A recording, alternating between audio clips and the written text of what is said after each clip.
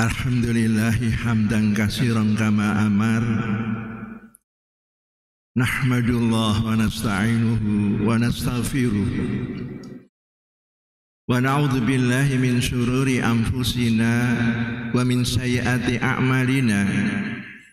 May yahdihillahu fala mudhillalah wa man yudhlilhu fala hadiyalah.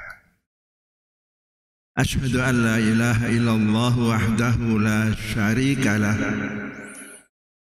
wa asyhadu anna Muhammadan abduhu wa rasululladzi la nabiyya ba'dah. Allahumma shalli wa sallim wa barik ala Muhammad wa ala alihi wa ashabi ajmain. Amma ba'du fa ya ibadallah, usikum wa nafsi bitaqwallah faqad fazal muttaqun. Sumazkuru wa tadabbaru qalallahil hakim fi kitabil karim wa huwa asdaqul qailin. A'udzu billahi minasyaitonir rajim. Qul in kuntum tuhibbunallah fattabi'uni yuhibbukumullah wa yaghfir lakum dzunubakum wallahu ghafurur rahim. Shadaqallahul azim. Hadirin sidang Jumat rahimakumullah.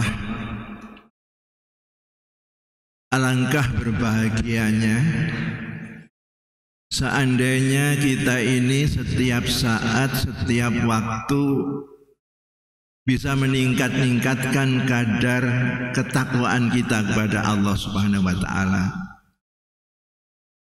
Kenapa saya katakan demikian? Sebagaimana kita ketahui bersama, nilai harkat diri kita ini masing-masing dalam pandangan Allah semata-mata ditentukan oleh kadar ketakwaan kita kepadanya, bukan oleh parameter yang lain. Apakah kedudukan, apakah harta kekayaan, apakah popularitas nama yang hebat di tengah-tengah masyarakat? Semuanya tidak. Dengan tegas, lugas Allah mengatakan, inna akramakum indallahi atqakum. Yang paling mulia di antara kalian, yang paling hebat di antara kalian dalam pandanganku adalah siapa yang paling bertakwa kepadaku. Dalam upaya meningkatkan kualitas ketakwaan kita, mari sejenak kita lebih pahami kandungan firman Allah yang terdapat dalam surat Ali Imran 31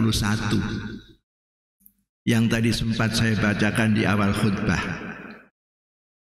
Allah mengatakan, Qul in kuntum tuhibbunallah fattabi'uni yuhibbukumullah wa yaghfir lakum dzunubakum wallahu ghafurur rahim. Kalau kita terjemahkan, katakan Muhammad, jelaskan Muhammad kepada umatmu, jika kalian itu benar-benar mencintai Allah, maka ikuti aku. Niscaya Allah akan mencintai kalian, bahkan mengampuni dosa-dosa kalian. Allah itu zat yang pengampun dan penyayang. Luar biasa ayat firman Allah ini. Timbul pertanyaan, kenapa sih kita ini kok harus mengikuti Nabi untuk menggapai kecintaan Allah dan ampunan Allah?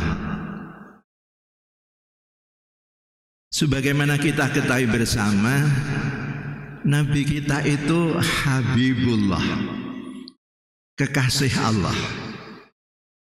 Kalau kekasihnya ini kita ikuti, niscaya Allah yang punya kekasih itu akan mencintai kita.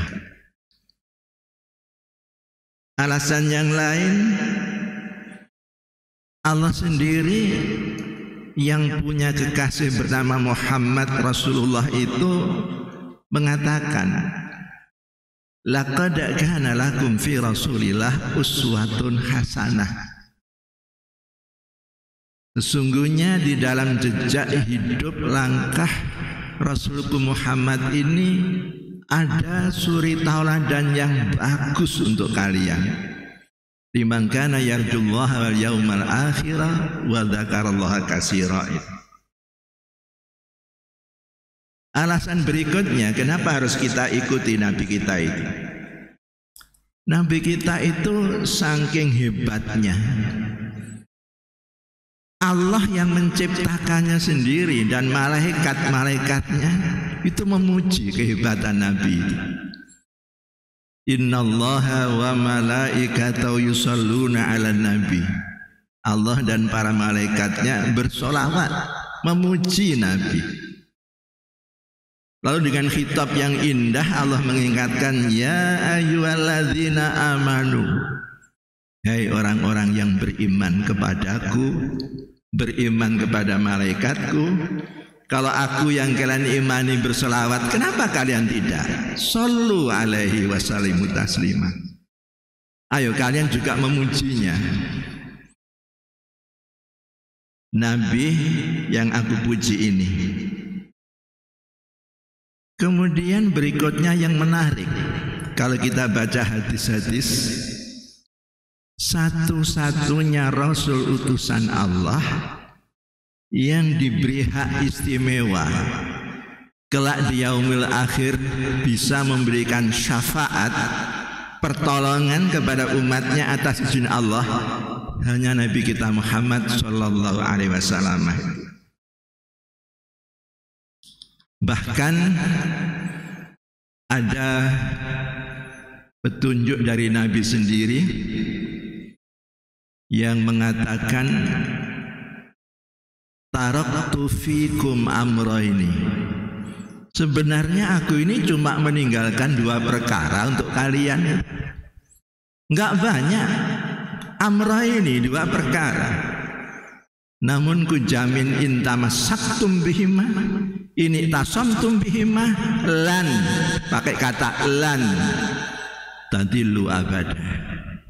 Kalau keduanya ini kalian pegang teguh, kalian laksanakan, ku jamin kalian tidak akan sesat, tidak akan kalah selama-lamanya. Kalian pasti jaya dan hebat. 2 perkara itu kitabullah wa sunnatu rasulih, Al-Quran dan Al-Hadis.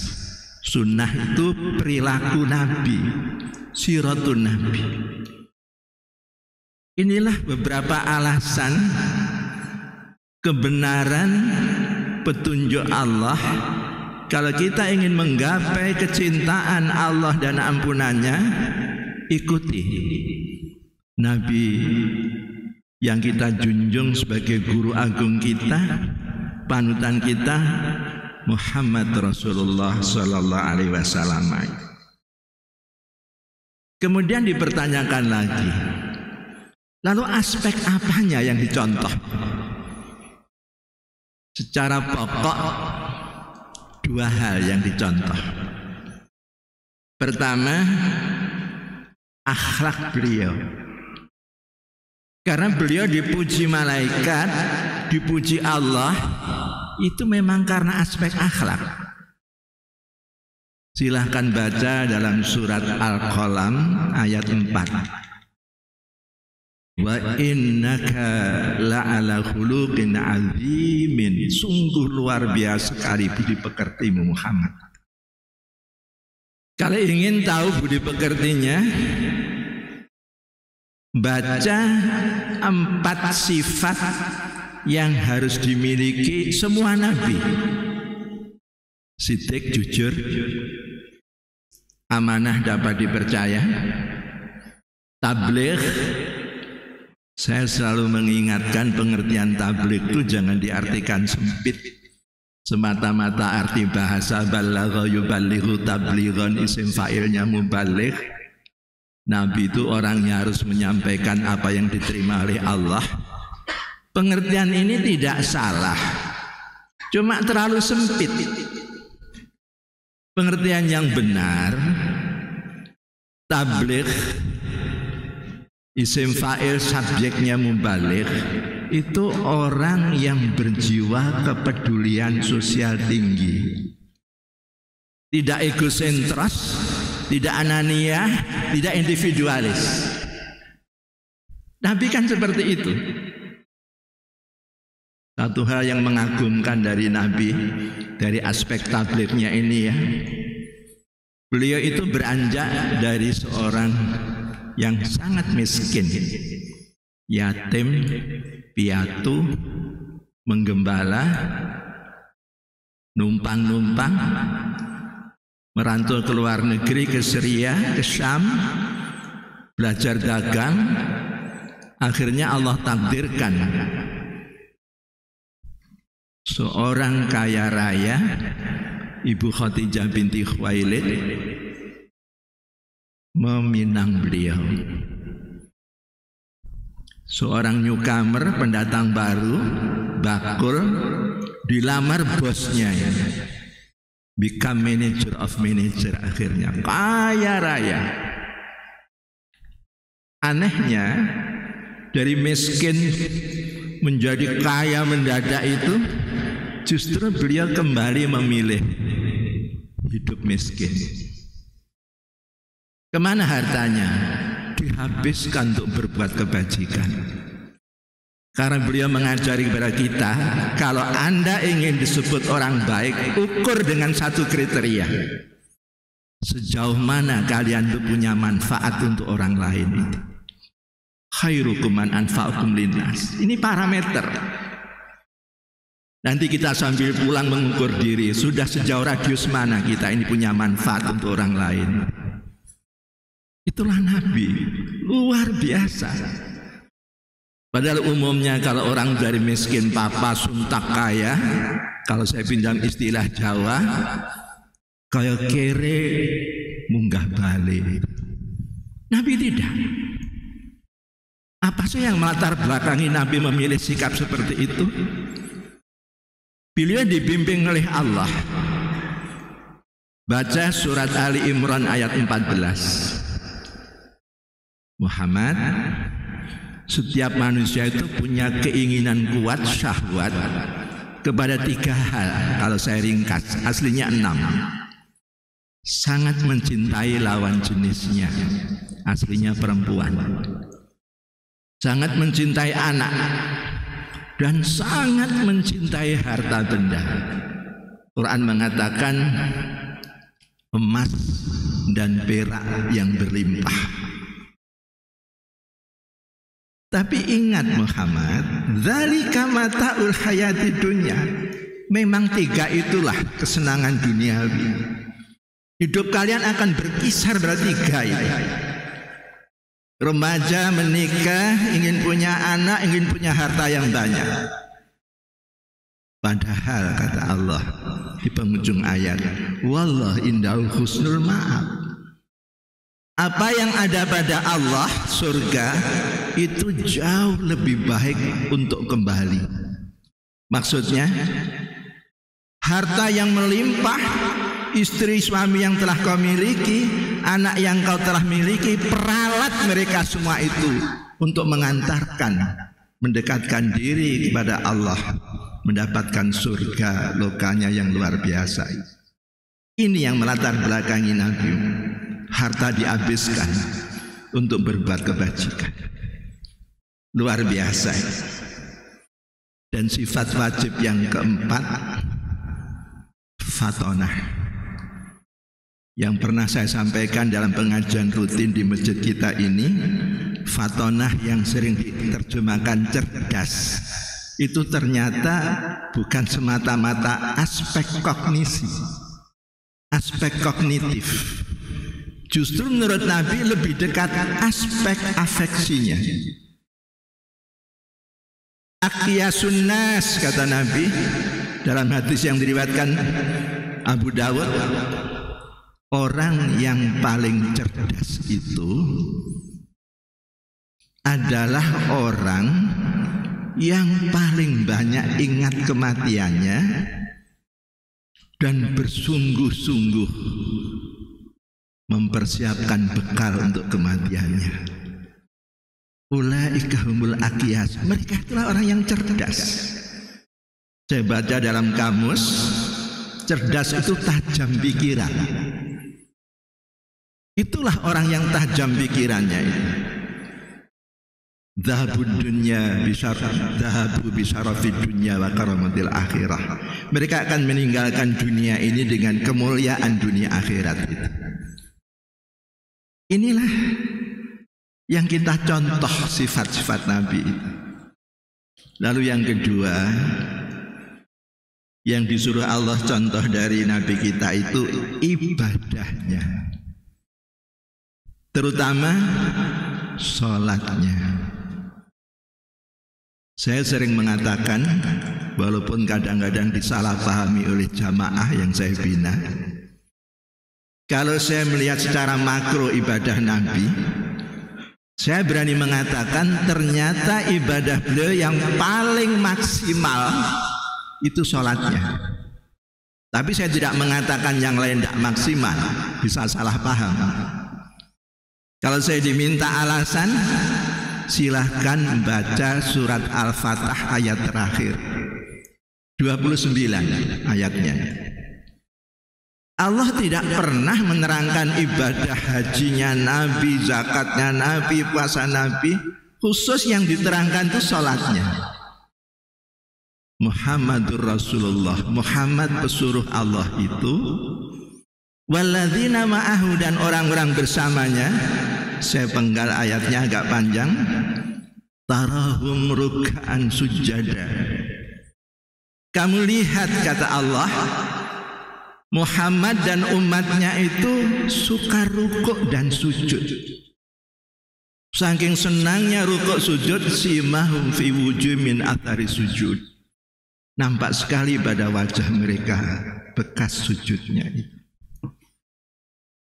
Nabi memberitahu kepada kita, kalau kita itu betul-betul pendamba-pendamba surgawi, ternyata yang banyak menentukan kita nanti bisa dengan mudah ke akhirat, masuk surga langsung, ditentukan oleh kualitas sholat kita. Saya bacakan sebuah hadis yang diriwayatkan Imam Muslim dengan sanad yang sahih. Sanadnya Rabi'ah ibnu Ka'ab al-Aslami. Kuntu abitu ma'a Rasulillah sallallahu alaihi wasallam. Pada suatu hari saya sempat bersama dengan Nabi, kata Rabi'ah. Fa'ataitu biwudu'i wa hajatihi. Aku sempat menyiapkan keperluan wudhu Nabi dan keperluan-keperluannya yang lain. Faqala li sal. Tiba-tiba Nabi berkata kepadaku, ta Rabi'ah, Rabi'ah, kamu minta apa kepadaku? Qultu, saya jawab, as'aluka murafaqataka fil jannah. Kalau diperkenankan Nabi, saya ingin bersama Nabi nanti di surga. Qala aghara zalik. Nabi menimpali bertanya, masih ada lagi selain itu? Faqultu huwa za. Ku jawab, cukup itu saja Nabi. Faqala, akhirnya Nabi mengatakan, fa'inni ala nafsika bi kasrati sujud. Baiklah Rabi'ah, agar aku bisa menolong kamu nanti di surga bersamaku. Fa'inni, tolonglah aku, kata Nabi, bi kasrati sujud, dengan berbanyak sujud kepada Allah. Jadi sholat itu betul-betul penentu. Bahkan pidato pertama Nabi di Yasrib, ketika didaulat orang-orang Ansor, diminta pegangan yang bisa menyelamatkan dunia akhirat, beliau pertama berpidato, ayuhan nas, hei manusia, afsus salam, tebarkan kedamaian, wasilul arham, senangilah silaturahim, sambung kasih, wa atimut ta'am, dan sukailah memberi makan orang. 3 ini jalur bawah, hablum minan nas. Hablum minallahnya yang dipilih cuma 1 oleh Nabi. Waqumu billaili wan nasu niyam, tegakkan salat malam, tahajud, di mana orang-orang di sekelilingmu sedang dibuai mimpi. Kalau 4 ini kalian tegakkan, kujamin tadkhul jannata bisalam, kalian akan masuk surga dengan penuh kedamaian. Akhirnya hadirin rahimakumullah, kembali kepada pesan Allah Ali Imran 31. Kalau kita ingin mendambakan dicintai Allah, diampuni dosa-dosa kita, contohlah Nabi, ikutilah Nabi, miliki sifat-sifat Nabi, dan tegakkan sholat dengan sebaik-baiknya. Semoga Allah tidak hanya mendengar apa yang kita sampaikan di hari Jumat yang mulia ini, Allah iringkan hidayah. Semoga kita dimudahkan mengamalkannya. Barakallahu wa lakum fil Qur'anil azim, wa nafa'ani wa iyyakum bima fihi minal ayati wa dzikril hakim. Aqulu qawli hadza wa astaghfirullah li wa lakum wa li sairil muslimin wal muslimat fastaghfiruh innahu wal ghafurur rahim.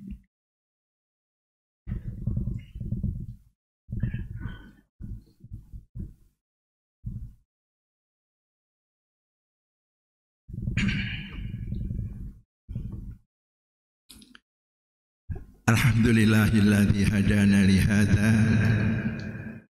wa ma kunna linahtadiya laula an hadana Allah. Asyhadu an la ilaha illallah wahdah la syarikalah wa asyhadu anna Muhammadan abduhu wa rasuluhu la nabiyya ba'dah.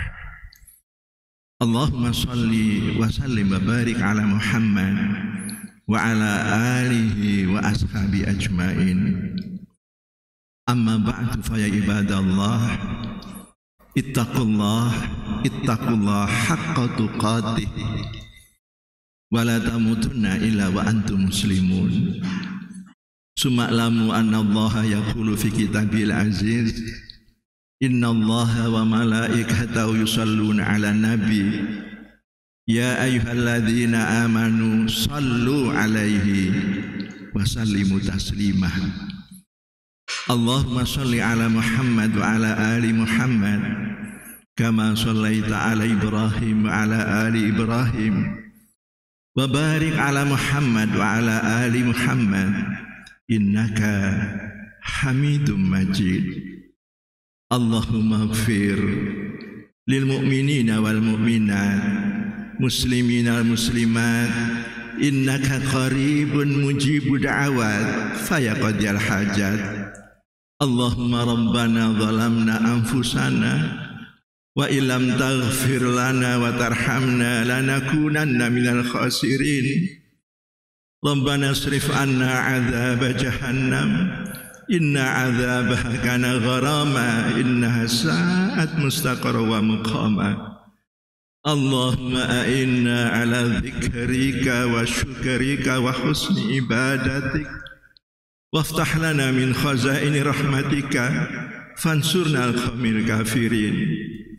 Allahumma taqabbal minna innaka antas samiul alim wa tub alaina ya Allah innaka antat tawwabur rahim. Rabbana atina fid dunya hasanah wa fil akhirati hasanah wa qina adzabannar wa adkhilna jannata mal abrar ya aziz ya ghaffar ya rabbal alamin. Ibadallah, Innallaha ya'muru bil adli wal ihsan wa ita'i dzil qurba wa yanha 'anil fahsya'i wal munkari wal baghi ya'idzukum la'allakum tadhakkarun wa la dzikrullahi akbar.